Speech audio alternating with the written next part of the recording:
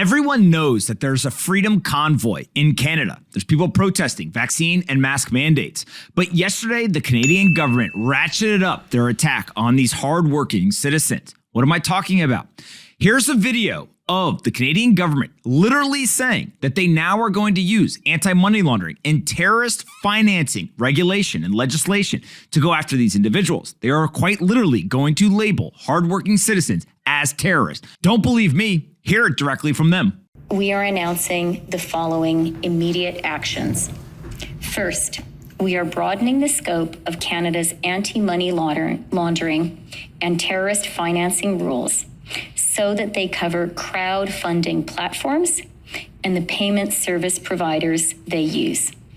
These changes cover all forms of transactions, including digital assets, such as cryptocurrencies. Now, this is absolutely insane. We have the Canadian government quite literally saying that they are going to take their citizens, and if you are participating in a protest for freedom, you are going to be labeled a terrorist. That's not exactly what a democratic free society would do.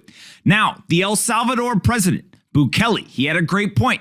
He basically was saying, if this wasn't Canada, the people internationally would be up in arms. Are these the people who like to give lessons to other countries about democracy and freedom?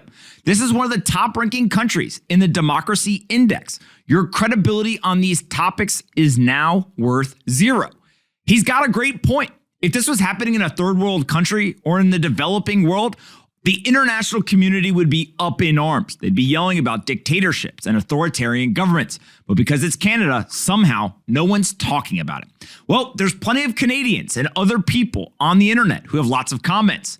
Here we've got Josh D, who said Chrystia Freeland, second in command to PM Trudeau, said in a press conference that they can now freeze Canadians' bank accounts if the government suspects you have donated $25 or more to the trucking convoy.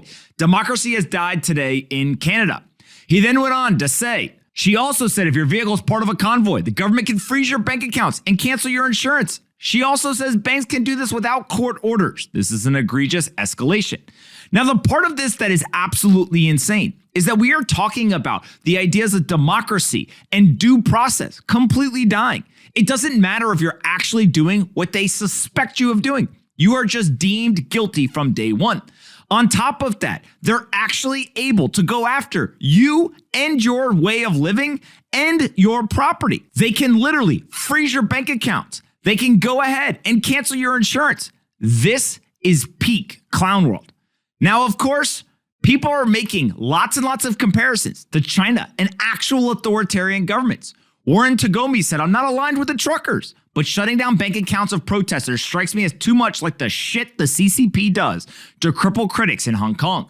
You lost the plot if you call yourself a liberal democracy while calling people you disagree with terrorists.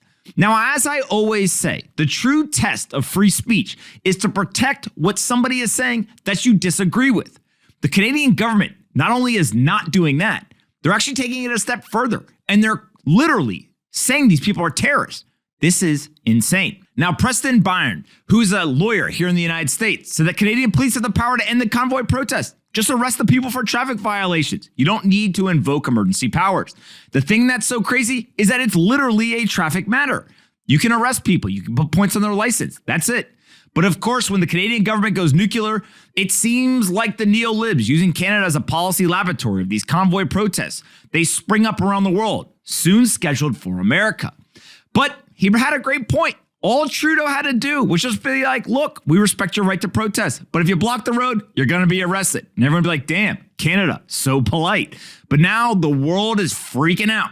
So if you block the road, he believes that you should be arrested, charged with misdemeanor disorderly conduct or loitering or something like that. You should not have your property seized or lose your ability to earn a living. Now, of course, there's going to be plenty of people who disagree with the steps that the protesters are taking. That's okay. Protests are supposed to make people uncomfortable.